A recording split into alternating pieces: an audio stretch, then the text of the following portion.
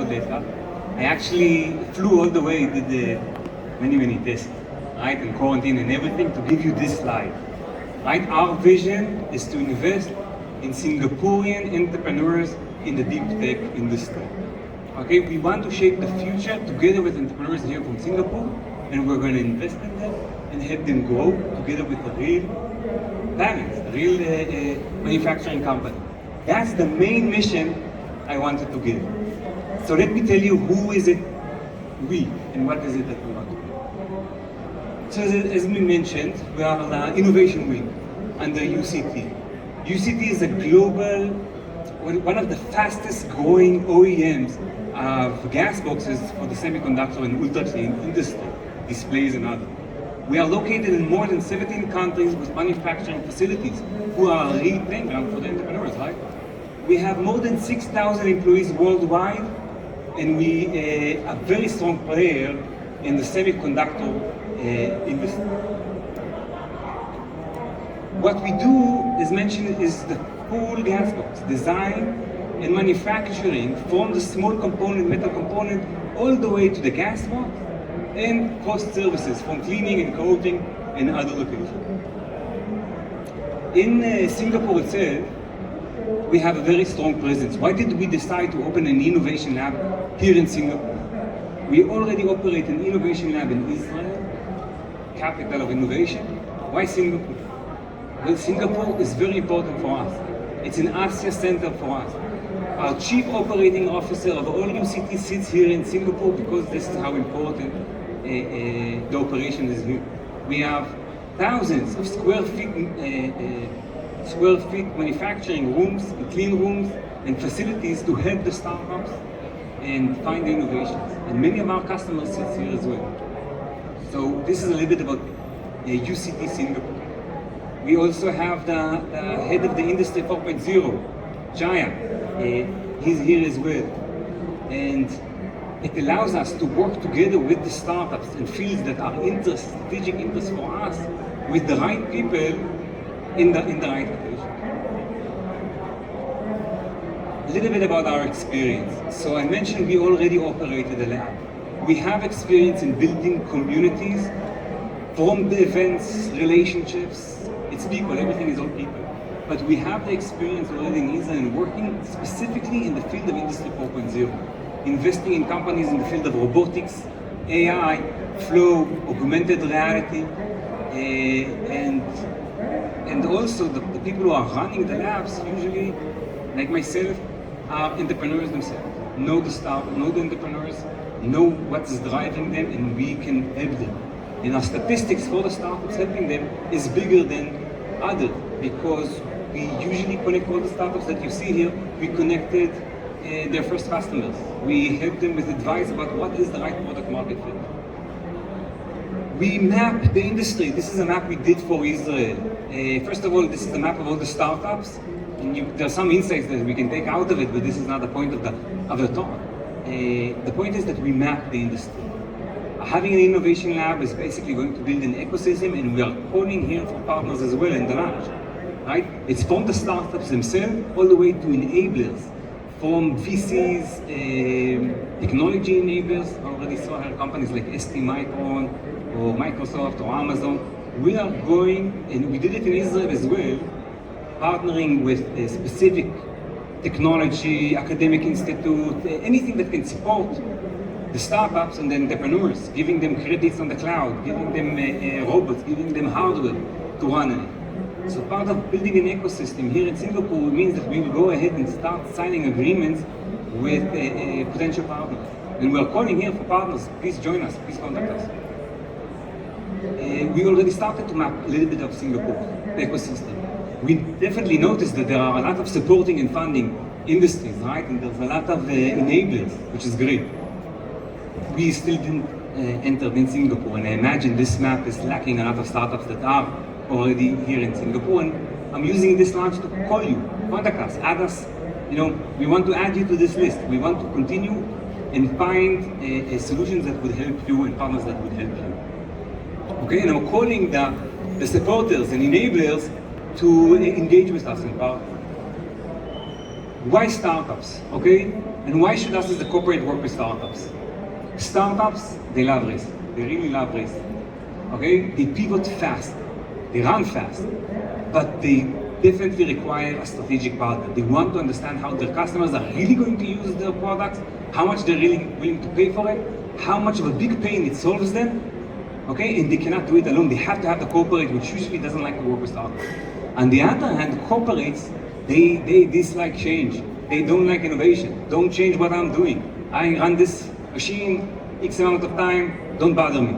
Okay, they don't like changes, corporates. But they need to see what's the outer trends. Who's going to kill them? Who's going to eat them? Right? They need to be focused. How can they be more attractive and provide more value for their customers using the startups? And we have vast expertise, and we have access to the network, so we can work together. Specifically, the value proposition that we offer the startups is, first of all, have a strategic partner, somebody that cares about what you're doing and can guide you, okay, and can help you expand. Secondly, the technological support.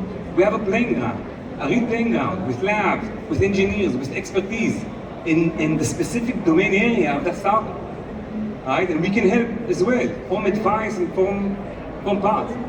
And then we have access to the network. We have customers, we have suppliers. When a startup goes to a company, a large corporate, they fear from the small startup, as I mentioned before. But if a large corporate comes to them with a solution, it's better. So they are using our credibility as well in that help the startup. Now we provide value for the startups right from the start, because we examine a variety of ideas. Right? And then we are working with champions internally that evaluate those ideas. So how do we know if an idea is good or not? We want the internal champion, either from our company or sister company or supplier, to tell us if this is a good solution. How is it good? When the startup, we invest in him, would somebody support him later, would use this technology? This is good both for us and both for the startup, and it's part of the due diligence. Eventually, along the time, we will evaluate the team, we will evaluate the technology, we will evaluate the uniqueness, and we'll reach terms and agreement and write the deal. Right? Checking the team, the technology. This is what we're looking for in general. The point of the slide is that we're going to see in the top much more startups than we'll see here. And the startup passing through it gains it because he wants to show to others, and I'm sure here in the pitch we'll see pictures of startups in real environments. And he gets that startup even if we don't invest in it. So it provides value for startups right from the start. What is it that we're going to invest in? Okay, I don't want to talk a lot about it because the future is unclear. Right? And a lot of the areas that we started to invest in were the future 3 years ago, we now see them common here. From vision, robotics, AI, and so on. But we're going to invest in anything that is deep technology that we can implement both in our manufacturing facilities or for our customers. Okay, so it's usually going to be a high barrier entry where we can provide value for the startups. So if we can provide value, hey, let's use our lab, let's use our clean rooms, we can evaluate your thing, then it's relevant. If it's, let's say, I don't know, gaming, going completely away, how can we help you in gaming? So we cannot. Okay, we have some time. I wanted to show you some examples. What we're seeing here is the entrepreneur. We're seeing the facility manager of this specific building, the guy who's usually giving instructions and teaches new employees how to operate this, multi-million-dollar machine, CNC. And then there's the operator itself, the regular operator. And we have the chance to see what the real people are saying about the solution. The person who's giving the instructions and tutorial, can he actually use this technology? What does he think about it? In the startups, this is completely valuable for him.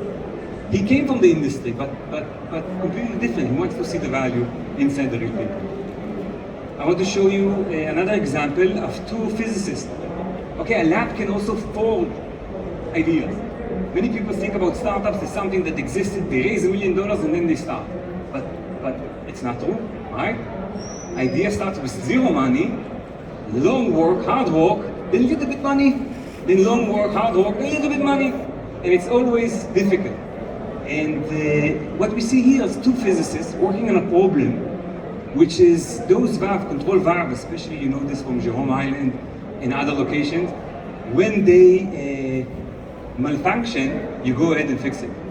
right? But then there's huge damages. Factory can blow up. There's $1 billion of damages every year from oil leaks and other locations. And this startup, they got the valve. They're called Phononia. Okay, so they are just like photons are for light. Phonons are particles of sound, and they're using sound on the edge, right, to see inside the valve and have AI on the edge analyze it. And it's just like you're having an expert in the field. They want to tap this $80 billion market of monitoring those valves. Okay, today everybody's sitting and having an AI and putting their electronics, and a human, not AI, relay is analyzing it, right? It's going to be replaced with solutions like Phononia. And that startup started with nothing. It started and went up. It started with a problem. We gave them tools from ST Micron. We gave them valves from a refinery. And said, prove a concept. I'm not going to pay you even for it if you want. But if you prove the concept and it's working, then you might maybe get another $300,000, and then let's start building it. And we'll help you with the first customer.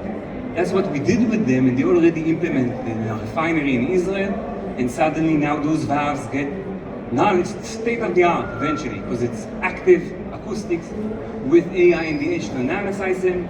The customer and the network were happy to utilize this technology, and we were happy as well. Here's some more examples. This is an AI company, Vision for Robotics. What they're doing is providing with a simple camera, very cheap camera, 3D imaging solution. Okay, it's different from what you're going to see in the future, has different needs. We're using it for guinea pig, or to see how it comes out from the factory, put parts inside the machine before Vision was popular. What you saw in the video, I think this video here, what I think is nice about it is that you see the workers. You see the entrepreneur working with their robot inside the factory. What are they thinking of? Right? What bothers them? Is the fear of robotics really true in the worker or not? We have the opportunity to ask the worker. I'm taking this video, and later on I talk with this guy. And the entrepreneur can wait, does it work with oil? Does it work with this lighting? Does it work with a variety of other solutions? And I think this is a good explanation. This is an example of a startup we forged. Okay? So we have a needle actuator for the semiconductor market. We know there's a gap there. We worked with an entrepreneur. We actually only this month they started to get funding. In the past year they worked on the complete concept, 3D printed the parts, proved in our labs that it's working, convinced internally that hey, we would want to use it, and only then we went ahead on it. Summarizing, we're launching a lab here in Singapore because we believe in Singapore. We have a very strong presence here. This could be a gateway for us to Asia. We believe in Singaporean entrepreneurs. We've been working closely with Singaporean entrepreneurs for several years. Partner with us. We're going to build a very strong Industry 4.0 ecosystem. Thank you.